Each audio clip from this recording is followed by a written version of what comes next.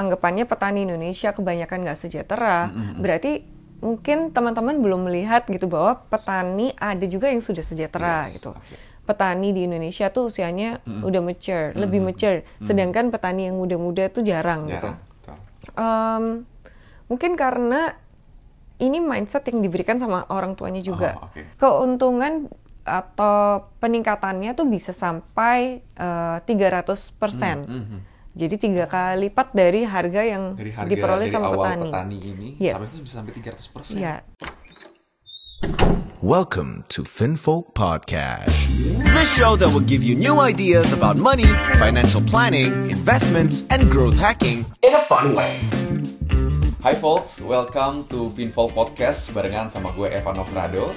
Dan kali ini Evan bersama dengan seseorang yang sangat-sangat luar biasa, perempuan muda, inspiratif, cantik, dan yang pastinya hari ini akan menginspirasi kita semua.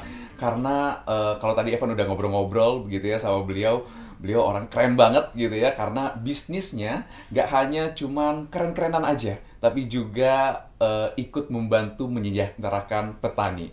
Bersama dengan Evan, CMCO dan co-founder dari Pasarnau, Cindy Ozi. Halo Cindy, apa kabar? Halo, apa kabar? Sehat?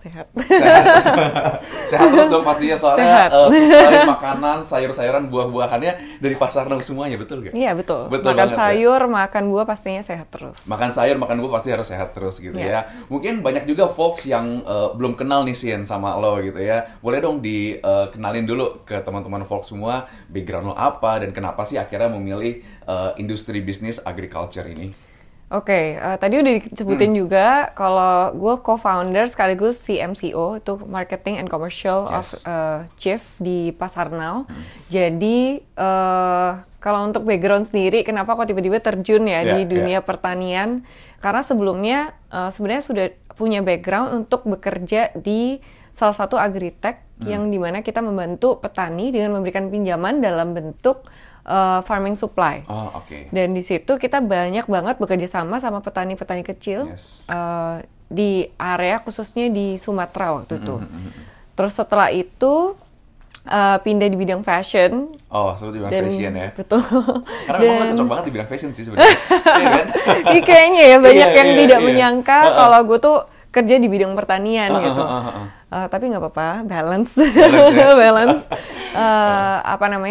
Terus setelah itu bekerja di bidang fashion itu di sebuah brand, local brand.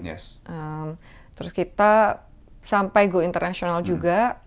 Terus setelah itu baru bekerja di Pasarnau. Dan di Pasarnau ini sebelumnya juga kita pivot. Sebelumnya Pasarnau ini adalah company yang namanya Zaman Now. Kita membantu ibu-ibu atau wanita di Indonesia untuk mendapatkan extra income melalui platform social commerce. Jadi barang-barangnya tuh waktu itu lifestyle product gitu. Jadi masih ada nyambung antara fashion dengan si Zaman Now itu sebetulnya. Jadi awalnya memang lo kerjanya di dunia waktu itu berarti kayak kasih pinjaman ke petani-petani begitu. Betul. Ya kurang lebih. Tapi akhirnya lo ya udah gue fashion aja gitu, ya kan? Karena memang lo orangnya cocok banget di fashion gitu. Tapi memang apa yang melatar belakangi lo akhirnya memilih ya udah gue coba untuk fokus menyejahterakan petani gitu ya. Padahal mungkin kalau lo di fashion ya udah gitu kan, dengan dunianya lo tahu semuanya, mungkin dengan brand-brandnya segala macam lo jauh lebih mengenal itu. Tapi untuk apa seorang Cindy gitu ya dengan dunia itu harus turun lagi nih ke lapangan gitu ya. Mungkin ketemu dengan petani, mungkin harus panas-panasan juga gitu ya. Kayak gue lihat di Instagram lo kayaknya juga ketemu petani panas-panasan gitu. Maksudnya ngapain gitu. Memang sebenarnya apa visi yang pengen lo tuju sih sebenarnya apa sih Sin? Ya, sebenarnya kalau Pasarnau sendiri kita tuh lebih ke food supply chain company berbasis teknologi yang membangun ekosistem antara downstream, midstream, sampai ke upstream gitu. Jadi di situ kita sebenarnya visinya adalah kita pengen membantu menghubungkan antara petani dan supplier-supplier langsung bisa ke customer, end customer gitu. Kalau untuk kenapa gitu pengen bergerak di bidang ini, karena sebenarnya sebelum kita pivot waktu itu juga kita melihat adanya opportunity ya, bahwa di Indonesia ini kebutuhan untuk customer khususnya customer B2B itu untuk bisa langsung dapat dari petani itu cukup besar. Dan kebetulan founder kita punya background di F&B juga gitu. Dan dia mengetahui bahwa di pelaku bisnis F&B itu ada problem juga gitu di mereka. Karena mereka tuh saat ini harus dapat supplier dari produk dari banyak supplier yang akhirnya mereka itu untuk invoicingnya juga bingung, untuk pengiriman waktunya juga nggak bisa sama dan sebagainya. Itu yang bikin mereka tuh sebenarnya nggak convenient ketika belanja gitu. Nah di situ kita kan menemukan celah bahwa kita punya kemampuan untuk menghubungkan si petani-petani dan supplier-supplier ini langsung direct ke customer, gitu. Karena kita juga ada networknya. Dan inilah yang kita lakukan gitu. Kita pengen bangun network untuk dari segi demand-nya supaya kita bisa membantu dari segi supply-nya dan akhirnya bisa mensejahterakan petani. Jadi ini merupakan kayak serangkaian ekosistem, gitu ya, ekosistem dari petani sampai ke customer, begitu ya. Customer juga merasakan bahwa barang-barang mungkin sayur-sayuran yang gue dapet udah bisa dibilang seleksi dengan baik gitu ya oleh Pasarnau gitu. Jadi gue dapet makanannya juga jadi lebih aman begitu. Sekaligus juga bisa menyejahterakan petani-petani gitu ya. Nah lo sendiri kan sih pasti dengan melakukan Pasarnau ini gitu ya, dengan ada Pasarnau ini lo juga pasti udah turun ke lapangan. Gitu ya, pasti lo juga udah datang ngelihat petani-petani, keadaan petani saat ini, gitu ya. Nah, ada gak sih mungkin cerita gitu ya, ataupun pendapat lo tentang petani, apa sih gambaran petani sebenarnya saat ini tuh sebenarnya gimana? Kenapa memang sebenarnya kita harus ikut membantu untuk menyejahterakan mereka, gitu sih? Iya. Sebenarnya statement untuk mensejahterakan petani itu berarti petani di Indonesia tidak sejahtera, gitu ya. Sebenarnya ketika kita tahu lebih detail, lebih dalam mengenai siapa sih petani Indonesia itu, kita mengetahui bahwa petani di Indonesia ini ada banyak jenisnya. Jadi kalau anggapannya petani Indonesia kebanyakan nggak sejahtera, berarti mungkin teman-teman belum melihat gitu bahwa petani ada juga yang sudah sejahtera gitu. Nah, kita melihat ada banyak jenis petani. Kalau dari gue sendiri, gue membagi petani itu ada petani kecil, petani yang scale-nya lebih medium, sama petani yang scale-nya lebih besar. Kalau petani kecil itu definisi umumnya petani yang lahannya di bawah 2 hektar. Gitu. Jadi mereka bisa sewa atau mempunyai lahan di bawah 2 hektar. Sedangkan petani yang levelnya lebih medium, mereka udah lahannya di atas 2 hektar, biasanya mereka sudah bisa mempekerjakan buruh tani juga gitu, dan level mereka untuk penjualan skalanya juga lebih besar daripada yang 2 hektar, tapi masih di bawah yang level besar. Kalau yang besar tuh mereka bisa dibilang udah kayak corporate lah, udah sangat modern, sudah ada manajemennya sendiri betul, juga gitu. Dan sistem manajemennya yang jadi highlight bahwa dan menunjukkan bahwa petani itu levelnya pertaniannya sudah besar. Dan kalau untuk petani yang belum sejahtera itu kebanyakan petani yang di level petani kecil biasanya, yang lahannya di bawah 2 hektar, dan itu kesejahteraan itu sendiri definisinya kan berbeda-beda gitu kan ya. Tapi ini yang pasti mereka penghasilannya untuk lahannya mereka tuh bisa dibilang masih di bawah UMR. Bisa dibilang seperti itu gitu. Jadi kurang lebih keadaan petaninya seperti itu. Dan ini pun petani ini satu Indonesia dari Sabang sampai Merauke berbeda-beda. Jenis pertaniannya beda gitu. Petani sayur, petani buah, petani yang bentuknya komoditi, dan bentuk interaksi dan interaksi dan sistem kerja mereka pun berbeda gitu. Dan dari awal sampai ke ujung juga berbeda sistemnya. Dan ya ini makanya sebenarnya melihat keadaan petani di Indonesia sekarang tuh hanya dapat dilihat ketika kita bisa melihat lebih dalam siapa petaninya. Baru kita bisa jelasin masing-masing petani ini keadaannya seperti apa gitu. Makanya lo sendiri akhirnya ya udah gue harus tahu, nggak mungkin gue cuma baca dari jurnal atau apa, tapi gue harus turun ke lapangan langsung gitu ya. Kemarin gue juga baca dari CNBC Indonesia, dibilang 71% petani di Indonesia tuh berusia 45 tahun ke atas ya. Gitu ya. Nah sebenarnya menurut lo gitu, apa sih alasan anak muda gitu ya, mungkin milenial atau Gen Z nih kayak kita, mereka nggak mau jadi petani gitu ya.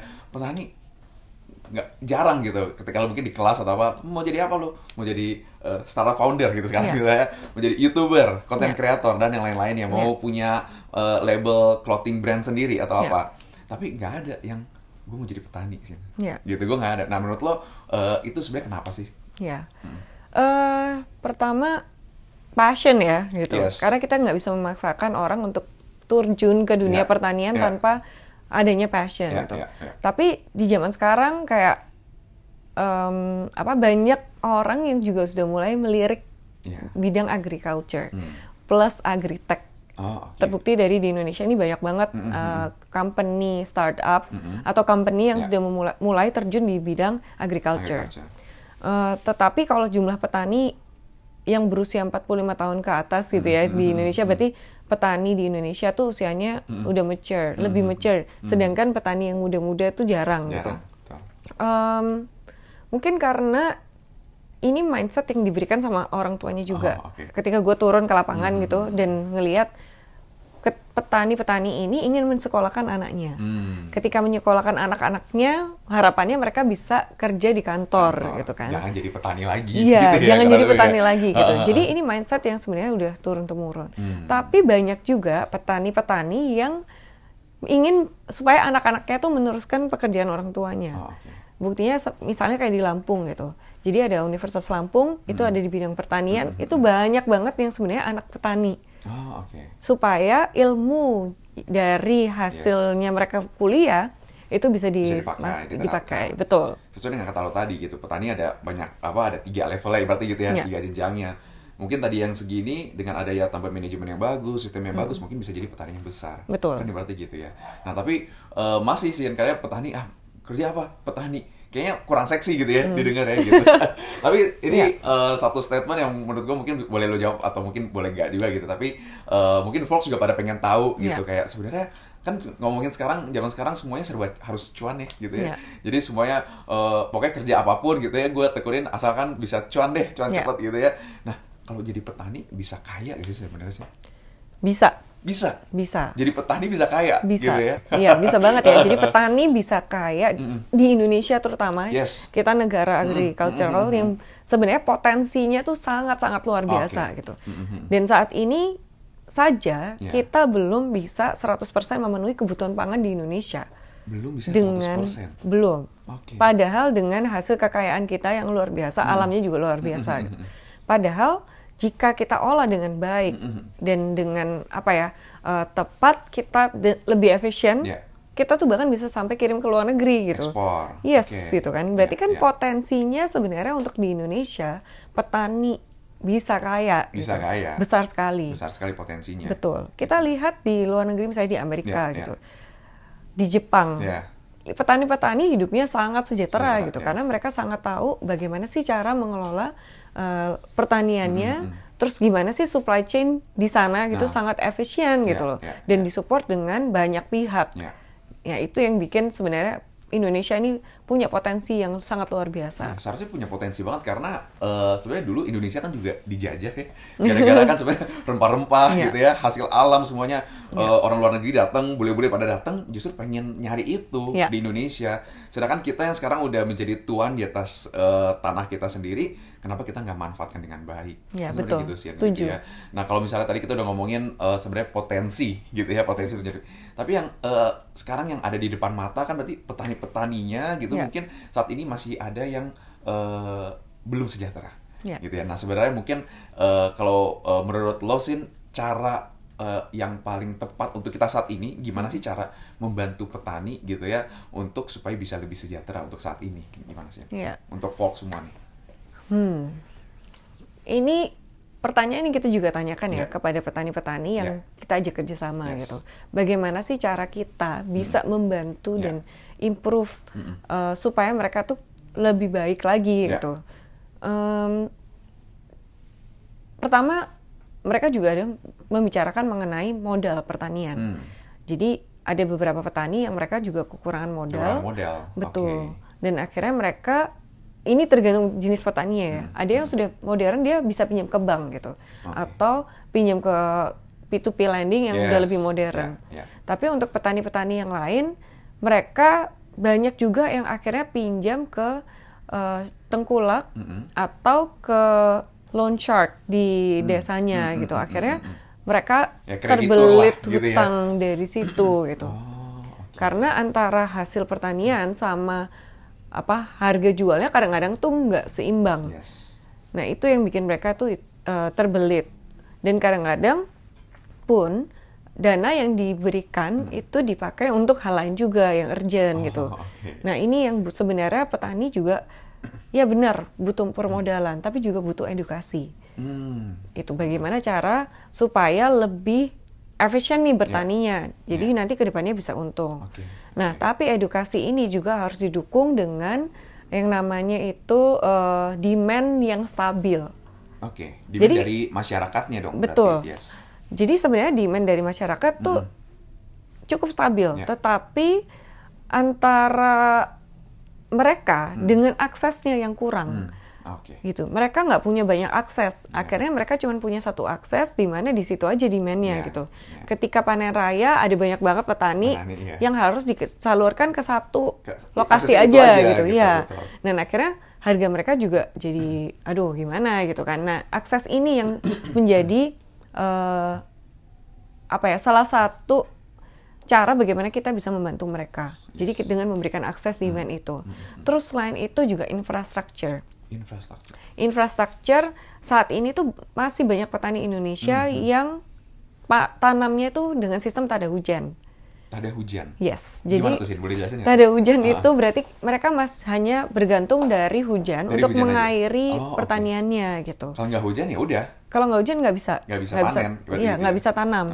Atau mereka ada selingan tanaman lain gitu ya. Akhirnya ya sebenarnya nggak apa-apa juga. Cuman dengan ketergantungan ini, ketika musim hujan yang tepat, mereka bisa panen raya. Ketika musim kemarau mereka nggak bisa panen maksimal gitu. Nah ini salah satu yang menyebabkan harga di Indonesia tuh fluktuatif karena nggak bisa tanam sepanjang tahun juga gitu. Tapi ada petani-petani yang juga sudah modern. Nah selain itu infrastruktur untuk akses jalan. Yes. Saat ini di daerah di Pulau Jawa sudah sangat bagus akses jalannya gitu. Tapi di luar Pulau Jawa yang sebenarnya sangat membutuhkan support itu. Jadi sebenarnya banyak faktor gitu ya. Banyak faktor gitu dan faktor ini bisa dibilang ya berkesinambungan jadi satu lingkaran di mana ya kayaknya jadi telur sama ayam di mana yang harus kita kerjain duluan ibaratnya gitu ya. Dari pertama modal gitu ya, mungkin modal kalau misal kasih cash fresh money gitu ya mungkin bisa-bisa aja. Tapi apakah bisa langsung dipakai kan nggak juga. Makanya tadi perlu Cindy bilang ada edukasi. Selain edukasi ternyata butuh namanya infrastruktur. Itu yang harus, dan sama transportasi. Jadi itu kurang lebih yang sebenarnya bisa untuk kita membantu petani bisa lebih sejahtera, gitu ya. Nah makanya dengan demikian sebenarnya Pasar Now ya hadir, gitu ya. Pasar Now hadir untuk melakukan apa yang tadi Cindy udah bilang, kayak gitu ya. Nah yang membedakan sebenarnya Pasar Now ini sih sebenarnya dan platform e-groceries yang lainnya itu sebenarnya apa sih? Bahwa Pasar Now tuh bukan hanya e-groceries. E-groceries itu dari segi hilirnya gitu kan, dari segi demand-nya, dari segi downstream-nya. Sedangkan yang kita lakukan itu dari hulu ke hilir. Betul. Jadi akses pasar ini yang saat ini kita lagi bentuk, sebenarnya kita lagi balancing ini dengan supply-nya yang kita lakukan itu. Nah, terus di antara itu yang kita bangun adalah teknologinya. Supaya proses dari hulu ke hilir ini jauh lebih efisien. Makanya di midstream-nya ini juga kita perkuat gitu dengan teknologi-teknologi. Nah, ke depannya harapannya kita bisa membangun teknologi juga yang tadi sudah dari downstream, ada teknologi di midstream, nanti ada teknologi ke upstream gitu. Tapi itu pun harus disesuaikan dengan kebutuhan petani-petaninya sama bagaimana sih kita bisa punya kemampuan untuk mengedukasi mereka. Tapi itu kan agak sulit ya, jika demand kita juga belum strong gitu. Nah, ini yang mungkin plan ke depannya yang kita lakukan. Makanya yang kita lakukan juga, mungkin yang juga membedakan dari yang lain, kita tuh ingin membuat bisnis yang sustainable gitu. Kita pengen bikin bisnis yang sustainable, kita bukan seperti mungkin startup pada umumnya. Kita pengen tuh yang kita bikin ini bisa jangka panjang gitu.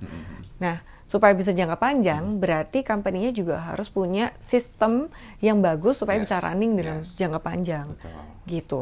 Jadi benar-benar Pasar Now ingin memberikan solusi. Betul. Gitu ya, ingin memberikan solusi dari hulu ke hilir. Dengan ada Pasar Now, semoga semuanya yang menjadi lancar. Betul. Dari petani sampai ke tengah sampai end customer pun juga merasa nyaman gitu ya. Yang sustainability-nya juga menjadi satu highlight ya gitu. Sustainability ya. Betul. Ya. Nah, di Pasar Now sendiri kita termasuk salah satu company yang mempunyai angka waste yang rendah. Oh, oke. Karena kita pengen tuh karena kalau waste tuh berhubungan dengan apa ya? Gimana nanti itu menyangkut ketahanan pangan gitu. Karena semakin banyak waste berarti semakin banyak bahan pangan yang terbuang gitu kan. Kalau di kita tuh waste-nya hanya di bawah 3%. Di bawah 3%. Betul. Ya. Gue yakin sih, maksudnya kayak dengan pangan gini, ini pasti sustainable karena kan pasti butuh terus gitu ya. Orang-orang tuh butuh terus gitu.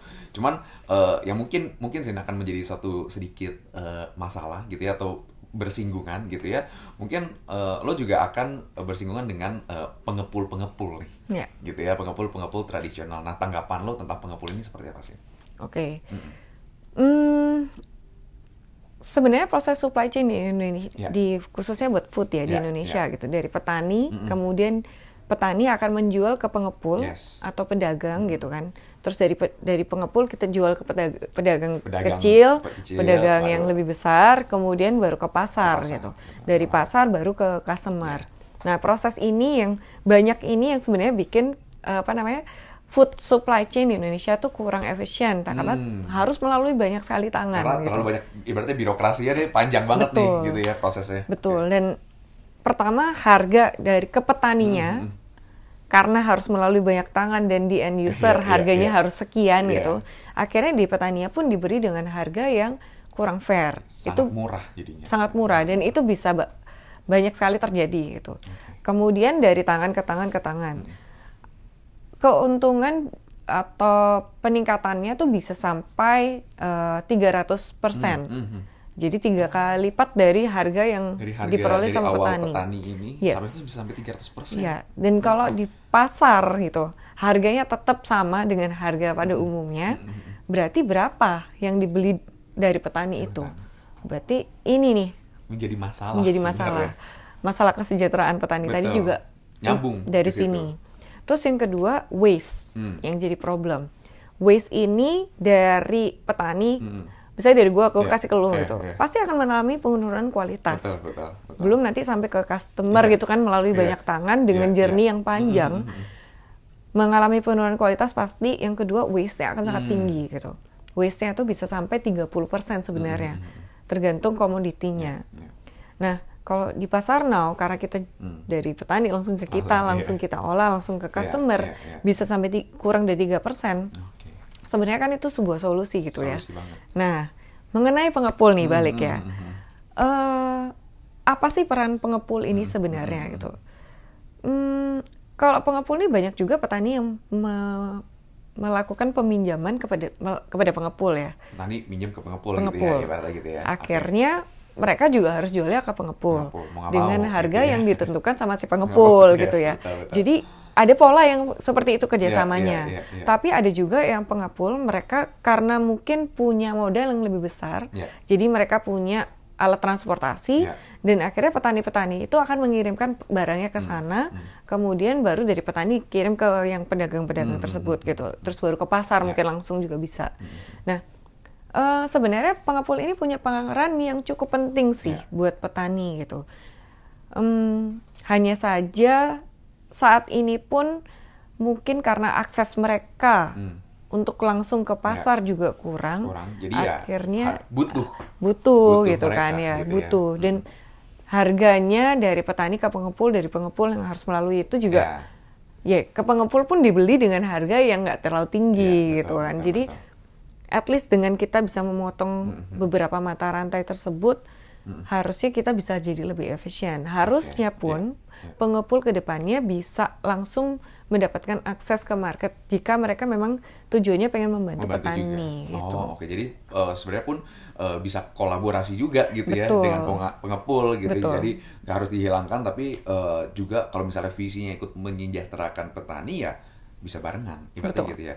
Tapi Sian, lo pernah nggak sih dengan mungkin dengan profil lo gitu ya, dengan background lo, kan lo masuk ke dunia yang ibaratnya hasil alam gitu ya, hasil alam Indonesia.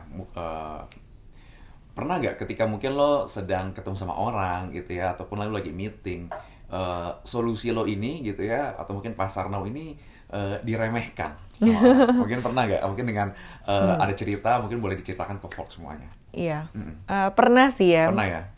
Beberapa kali malah gitu. Ketika melihat kita gitu sebagai anak-anak muda cerita mengenai kita pengen membantu gitu. Kita datang ke pihak-pihak tertentu, terus mereka melihat kita kayak ini siapa gitu. Bahkan kadang-kadang kalau ke petani gitu mereka juga kaget gitu. Ini anak kota mungkin nggak ngerti apa-apa gitu kan. Sini, gitu ya. Iya, tapi semakin lama orang-orangnya sebenarnya semakin open dengan ide bahwa kita sebagai startup itu pengen bikin impact. Bisa kita kerjasama bareng gitu. Tapi belum banyak yang terbuka sama itu. Jadi kita sangat terbuka ya jika ada yang pengen aja kita kerjasama gitu sebenarnya. Karena banyak pihak sebenarnya yang punya visi dan misi yang sama kita. Betul. Dari pemerintah, dari sektor dari banyak sektor lah gitu. Bahkan dari akademisi juga banyak gitu yang pengen membantu. Kenapa kita nggak kerjasama gitu dengan dengan baik supaya kita bisa cepat-cepatan mewujudkan visi dan misi ini buat Indonesia. Soalnya gitu. kan mungkin dengan adanya pasar now ini mereka kan mungkin udah ada dengan sistem yang konvensional gitu ya, dengan ada isi. Terus lo dateng gitu dengan bawa sebuah ide, pasti kan sedikit lebihnya agak mendisrupt industri mereka. Betul. Kan kurang lebih gitu kan. Jadi kayak ngapain sih gitu ya. Nah, tapi kalau misalnya visi dan tujuannya sama untuk menyejahterakan masyarakat ya why not? Kenapa nggak bisa kita dikolaborasiin bareng gitu aja sebenarnya. Mendisrupt market gitu kan. Mendisrupt pekerjaan mereka gitu. Ini juga patut kita highlight ya. Karena sebenarnya saat ini banyak sekali industri atau pekerjaan-pekerjaan yang bisa dibilang terdisrupt karena adanya teknologi, karena adanya sistem yang baru, karena adanya pemikiran-pemikiran atau ide-ide yang baru gitu. Harusnya seperti media misalnya gitu ya. Tadinya kita masih baca koran, masih baca majalah gitu kan ya. Masih harus dipegang gitu. Sekarang udah nggak perlu dipegang lagi. Kemana media-media itu? Akhirnya mereka pun beralih ke online gitu. Berarti sudah saatnya kita untuk maju bareng-bareng gitu. Itulah sebenarnya bukan cuma di industri aja gitu kan, bahwa semua industri, semua dunia gitu ya lagi bergerak untuk mengarah ke sana semua gitu. Kalau kita bisa kolaborasi bareng ya sebenarnya kenapa enggak gitu ya. Nah Sin, harapan lo nih sebenarnya untuk gue mau minta 2 poin sih sebenarnya gitu ya. Pertama, harapan lo untuk pertanian di Indonesia. Ya, harapan lo sebagai Cindy gitu ya, dan juga yang kedua harapan lo bagaimana supaya anak muda mau juga gitu ya untuk memilih industri ataupun pekerjaan ataupun karir di bidang pertanian. Ya, kalau harapan gue buat pertanian di Indonesia, semoga nih banyak sekali, semakin banyak pihak yang ingin membantu mensejahterakan pertanian di Indonesia dan membantu membuat supaya sistem supply chain di Indonesia ini jauh lebih efisien. Karena tadi dari Sabang sampai Merauke masih banyak area-area yang belum tersentuh dan belum mendapatkan hasil tani secara merata gitu. Harga masih fluktuatif, petani masih banyak yang belum mendapatkan akses market yang baik. Itu nggak mungkin kalau pasarnya itu sendiri kita lakukan gitu. Tetapi kita butuh banyak sekali pihak yang di sini mau kerjasama bareng sama kita juga mau kerjasama bareng sama pihak-pihak lain untuk kita bisa sama-sama memajukan Indonesia khususnya di bidang pertanian. Terus yang kedua untuk anak-anak muda supaya bisa dan at least mau melirik mau terjun lah, mau terjun gitu. Ini, gitu. Sebenarnya kalau melihat pertanian gitu, kelihatannya seperti pekerjaan yang kasar ya. Iya, benar. Tetapi ketika kita memodernkan itu gitu dengan teknologi-teknologi, pertanian ini bisa jadi sesuatu yang keren dan opportunity menggabungkan antara pertanian kita yang masih tradisional dengan teknologi.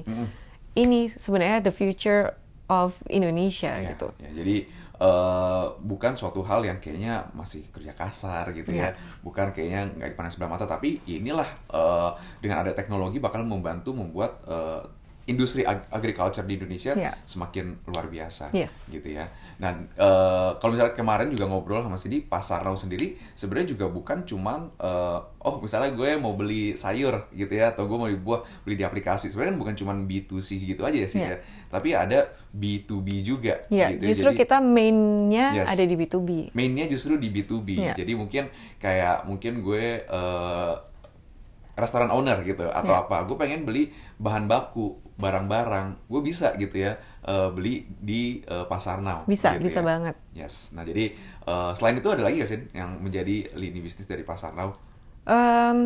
Jadi kalau di kita sebenarnya tadi karena kita pengen build demand networknya yang besar, tadi kita ada B2C, B2B-nya pun kita mulai dari yang micro atau MKM itu kita supply juga sampai yang besar gitu kan. Bahkan kita supply ke other e-groceries player. Kita juga nanti ke depannya pengen bikin private label yang bisa kita ekspor keluar. Gitu. Jadi ini demand ini yang kita pengen bangun untuk supaya bisa semakin banyak menyerap hasil petani Indonesia. Keren banget ya Fox gitu. Jadi gue abis ngobrol sama lo begitu kayaknya mau jadi petani gitu. Tapi tetap fashionable nggak apa-apa ya. Tetap harus keren dong gitu keren. Ya makanya kayak lo dengan background yang di fashion gitu kan, kayaknya mungkin biasanya clothing brand gitu ya, ataupun modeling dan yang lain-lainnya. Tapi lo memilih untuk ke industri yang agak kurang dipandang gitu sebenarnya sama Fox. Tapi kita harapannya makin ke depannya banyak anak muda, khususnya juga Fox semua melirik nih industri agriculture ini. Satu pesan terakhir Sin, khusus kalau dari lo gitu ya untuk Fox semua yang mungkin saat ini butuh motivasi gitu ya, butuh pencerahan gitu ya, dia pengen banyak yang pengen kayak aduh Sin kok lo bisa sih kayak gitu memilih industri ini dan berhasil sampai sekarang, apa sebenarnya yang menyemangati lo, atau mungkin ada suatu quote yang mungkin bisa menyemangati Fox semua, ada gak sih? Ketika kita bekerja atau melakukan sesuatu gitu, jangan lupa apa sih impact apa yang kita lakukan itu untuk orang lain. Semakin banyak impact yang bisa kita berikan kepada orang lain, semakin besar passion kita ketika kita mengerjakan sesuatu gitu. Jadi ini yang bikin kita nggak akan stop buat terus berusaha. Jadi kuncinya adalah seberapa impact yang kita lakukan untuk orang lain, gitu ya. Mungkin banyak orang zaman sekarang ngomongnya passion, tapi kalau misalnya passion untuk diri sendiri aja kayak kurang, gitu ya, kurang bergairah. Tapi ketika passion kita ini untuk orang lain, berdampak untuk orang lain, passion ini nggak bakal terus mati. Keren banget, Sin, thank you hari ini. Thank you banget. Udah ngobrol-ngobrol bareng seru ya. Podcast ya. Jadi abis ini kita langsung ke sawah gak nih? Ya, boleh. Kalau gitu, folks, thank you untuk episode kali ini. Evan barengan sama Cindy, CMCO dan co-founder dari Pasarnau. Dan see you on another podcast. Bye-bye.